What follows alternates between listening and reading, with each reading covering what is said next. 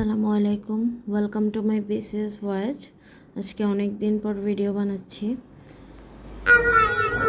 আমার নাম সুবাহা। আমি একটি কবিতা বলবো। কবিতার নাম হলো খানাবনি।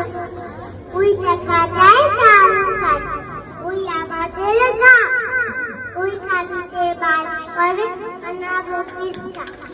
ও বকিটির হাসি কান্তা বাচ্চা, কান্তা আমি খাই না, পুঁটি মাছ পাই না, একটি যদি পাই। কিছুদিন আগের ভিডিও, আমাদের সুবাহা কম্পিটিশনে কবিতা আবৃত্তি দিচ্ছিল। তো ওর হাতে প্রথম মাইক দিছে। এর আগে মাইক ম্যামরা ধরে রাখতো, দেন ও বলতো। কিন্তু ওই দিন ওকে মাইক দিয়ে দিছে হাতে। আমি ভয় পাচ্ছিলাম যে ও কীভাবে বলবে। ও অনেক সাহসিকতার সাথে বলছে, দেন প্রাইজ পাইছে। মানে একটা অ্যাচিভমেন্টের মতো। এমন না যে মোহনা, সোহানা, সাহিল ওরা পায় নাই, বাট সুবাহাকে দিয়ে মনে হচ্ছিল যে না, ও ঠিক মতো পড়ালেখা করবে না, অনেক দুষ্ট, কিন্তু এখন স্কুলে যে অনেক পড়ালেখা করে। তো এই তো এতটুকু জিনিস শেয়ার করার ছিল। আর এতদিন ভিডিও বানাই নাই বলতে গেলে পড়ালেখা একদম করি নাই যে এরকম না।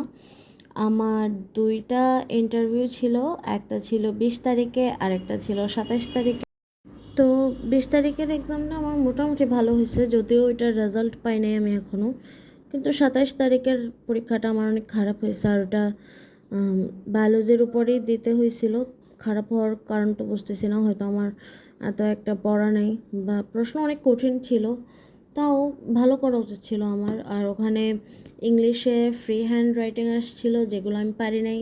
ইভেন কিছু জীববিজ্ঞানের আনসারই ছিল যেগুলো আমার ইংলিশের লেখার কথা ছিল, আমি এত ভালো পারিনি, হয়তো আমি প্র্যাকটিস করি না বা কিছু। তো এই তো ওইটা নিয়ে একটুখানি খারাপ লাগা কাজ করতেছিল নিজের মধ্যে। আমার 2টা পরীক্ষার সময় আব্বু আম্মু পরীক্ষার হলে বাইরে দাঁড়িয়েছিল রোজা রেখে অনেকক্ষণ। মনে হচ্ছিল যে ওনাদের জন্য কিছু করতে পারতেছি না, হয়তো ওনারা আমার চেয়ে আরও ভালো আমি ডিজার্ভ করে, এই টাইপের। মানে ভালো লাগতেছিল না আমার। পরীক্ষা 2টা পরপর, মানে আমি আশা করছিলাম যে আমার যে কোনো একটা জব হয়ে যাবে এই কয়েকদিনের মধ্যে, যেটা হয় নাই। এরপরে বাচ্চাদের এক্সাম চলতেছিল 1 তারিখ থেকে। রোজায় যেহেতু আমার স্কুল খোলা ছিল, ভাবছি বন্ধ হয়ে যাবে হয়তো 15 বা 11-12 রোজায়, কিন্তু বন্ধ দিতে দিতে 20 রোজা হয়ে গেছে। তো স্কুল, টিউশন, বাচ্চাদের যেহেতু এক্সাম, আমি কয়েকটা ইন্টারভিউ দিছি, প্লাস রোজা যেহেতু টাইম টেবিল নিয়ে তো একটু ঝামেলা থাকেই। টাইম টেবিলগুলো ঠিক করা যায় না, মানে কোথায় সময় চলে যায়।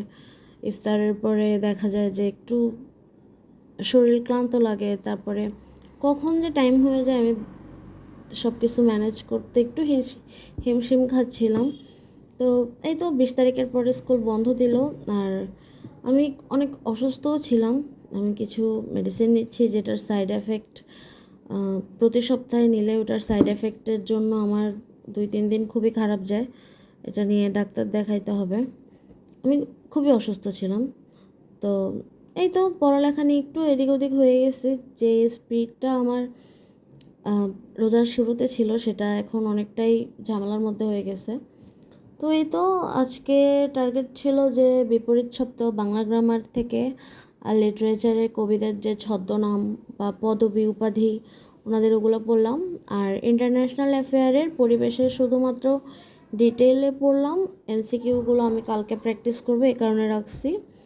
আর ইংলিশ গ্রামারের একটা টপিক ছিল one word with different function, ওটা পড়লাম। ম্যাথ সেট করে এত দেখি নাই, 2-1টা অঙ্ক করে প্র্যাকটিস করছি, বাকিগুলো আমি জাস্ট চোখের দেখায় দেখে গেছি। যেহেতু বাচ্চাদের করানোর জন্য সেটটা তো নর্মাল, যেহেতু গত বছরে 8-এর বাচ্চাদেরও করাইছি, তারপরে 9-10 ওদেরকে করাচ্ছি, তো সেট ওইভাবে একদম সিরিয়াসলি প্রত্যেকটা অঙ্ক করে দেখি নাই, বাট আমি সব দেখে গেছি যতগুলো আমার লেকচার শিটে ছিল। আর এই তো পড়লাম অনেক দিন পর। বাংলা গ্রামার যখন পড়তেছিলাম বিপরীত শব্দ, তখন এত মনোযোগ ছিল না, যদিও পরে ইন্টারন্যাশনাল অ্যাফেয়ার পড়ার সময় পড়তে পড়তে আস্তে আস্তে কনসেন্ট্রেশন চলে আসছে। তো এই তো ভাবছি যে অর্ধেক শেষ করি, অর্ধেক কালকে করব। অনেক কেমন একটা ছিলাম, এত মনোযোগ ছিল না পড়ায়, তাও কোনো রকম শেষ হয়েই গেছে আজকের টার্গেটটুকু। তো এই তো আজকে এই পর্যন্তই।